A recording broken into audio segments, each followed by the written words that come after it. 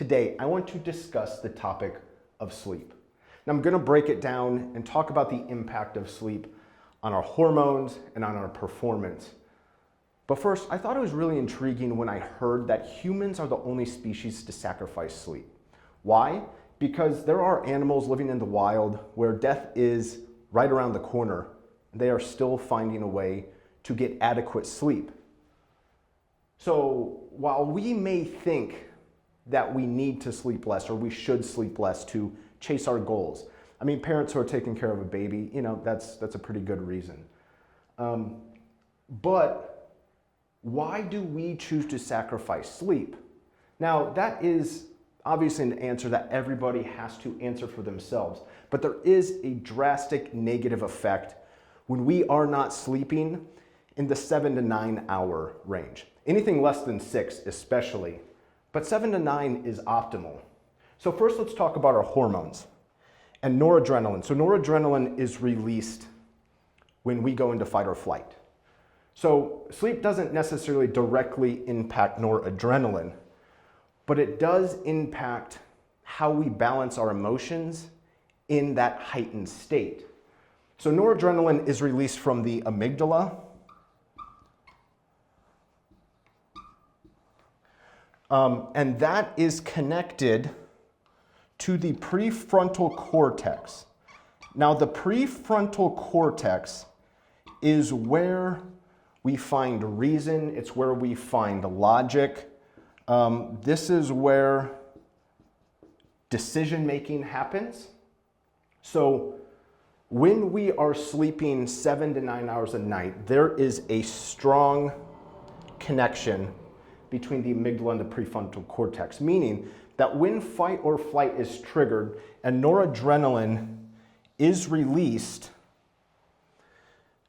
our decision-making in that heightened state is balanced by our prefrontal cortex, which is our most evolved portion of the brain.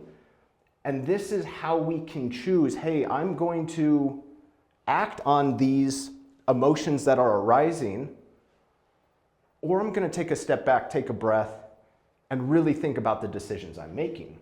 However, when we're sleeping less than 6 hours a night, there is a disconnect between the amygdala and the prefrontal cortex, meaning that we are not able to use rational thinking, to use logic, when noradrenaline is released from the amygdala.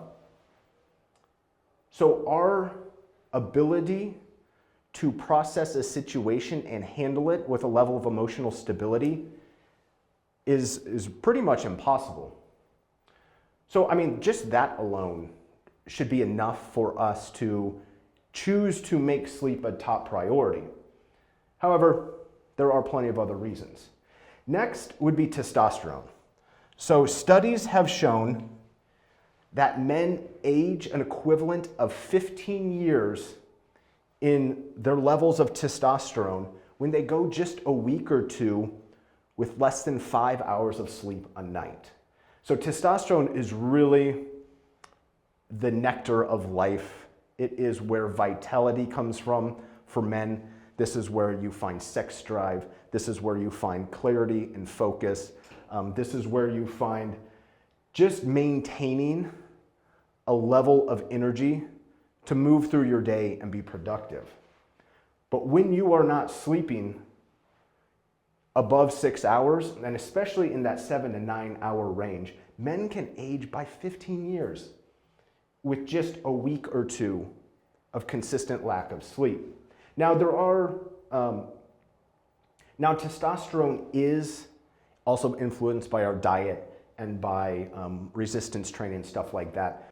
So sleep is not the only way that we can help enhance our testosterone, but sleep is one key element that we can incorporate into our daily lives that helps us maintain a higher level of energy, especially for men. Now let's talk about diet. So ghrelin is the hormone that is released that tells us when we are hungry. So when we sleep less than 6 hours a night, ghrelin is heightened, meaning that although our body may not require more calories, we have the signal from our body, ghrelin, telling us that we need to eat more. And simultaneously, leptin, which is the hormone that tells us that we've had enough to eat, is suppressed. So when we sleep less, we are more apt to eat more. And not only are we more apt to eat more, we're more apt to eat unhealthier foods. We want to snack more, sort of like if you've smoked THC or you've eaten an edible and you get the munchies. That is similar to sleeping less than 6 hours a night. So those are how just a few of our hormones are impacted by sleeping less than 6 hours a night. So let's move into performance. Now to start, skill learning is something that we should all be trying to put into our lives in some way or another. When we are sleeping, it is during our sleep cycles to where we can actually enhance on the skills we are learning. So performance coaches teach something called imagery, which is where you imagine that you are either going through a golf swing or that you are performing a speech or that you're doing something, and just imagining it, not even practicing it, but just imagining it can help you improve your skills. So sleep is similar to that, to where you don't have to practice it. As you sleep, your brain is actually reworking that speech or just practicing that golf swing. And it is improving on a skill without you actually practicing it. Memory is something that must be done while sleeping. It is while we are sleeping that memory is transferred from short-term memory to long-term memory. So this is one of the main reasons why babies sleep as much as they do. When they're born, they are processing everything new. All the information that is put in front of them is new information. So what they have to do, process information, sleep, transfer the usable information that they need to keep into long-term memory so that they can continue to develop. So that is why we see babies sleeping upwards of 18 hours a day. And then kids, even as they develop, they still require more sleep, both for mental stability, but also so they can continue to learn and become more productive citizens. Aside from memory, there is also the physical impact on performance. So when we sleep less than 6 hours a night, we can decrease our speed, our strength, our cardiovascular stamina, and our power by anywhere from 10 to 30%. So this is why you see elite athletes like LeBron James and Tom Brady who have taken their health extremely seriously, as longevity is one of the key indicators in their legacy, really. But sleep is one of the key factors that both of those individuals have incorporated into their life to achieve high levels of performance on an athletic field into their 40s, which is unprecedented in both basketball and football. So physical performance is greatly impacted by sleep. Now, what's interesting is that if you do get a less than optimal night of sleep, you can utilize exercise to actually help balance out the cognitive decline or the cognitive negative side effects that happen from lack of sleep. But working out, you're not going to be able to achieve that level of peak performance when sleeping less than 6 hours. Now, 6 hours is really the main marker.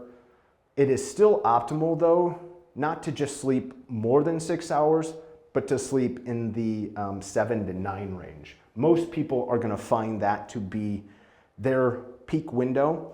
At least striving to be in bed for 8 hours should be a goal for everybody, if possible. Additionally, I wanted to add that health is also one of the greatest factors impacted by sleep. So in countries like first world countries where people strive to succeed, so where we are chasing careers, where we sacrifice sleep to chase a dream, there are higher levels of health deficiencies. More people have disease and mental disorders in those countries than countries to where people are just kind of casually going about their day. On top of that, in areas that practice daylight savings time, when the hour shifts back, so when you lose an hour, heart attacks and car accidents increase by almost 20%. And when individuals gain an hour, heart attacks and car accidents decrease by almost 20%. So just that 1 hour of sleep per night has almost a 20% impact on car accidents and heart attacks, which is pretty incredible when you think about it. So I could go on and on about why sleep is essential, but I wanted to break down what I thought to be some of the most important factors, especially if you are striving to be your best within business, within your career, within your family, trying to just operate with a high level of emotional stability and just desire to be present and to be your best for everybody. Also for individuals who are on a fitness journey, those people who are looking to diet, those people who are looking to enhance their fitness, having the ability to keep these hormones balanced. And although I didn't talk about it, when fight or flight is triggered, that also releases cortisol, which decreases your ability to lose weight. So that is just an additional bit to this hormone section.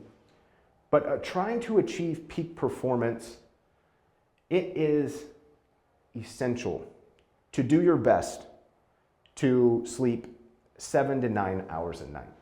So that is one of the reasons why I encourage everybody to try to make sleep one of your top priorities. Try to spend at least 8 hours a night in bed if possible.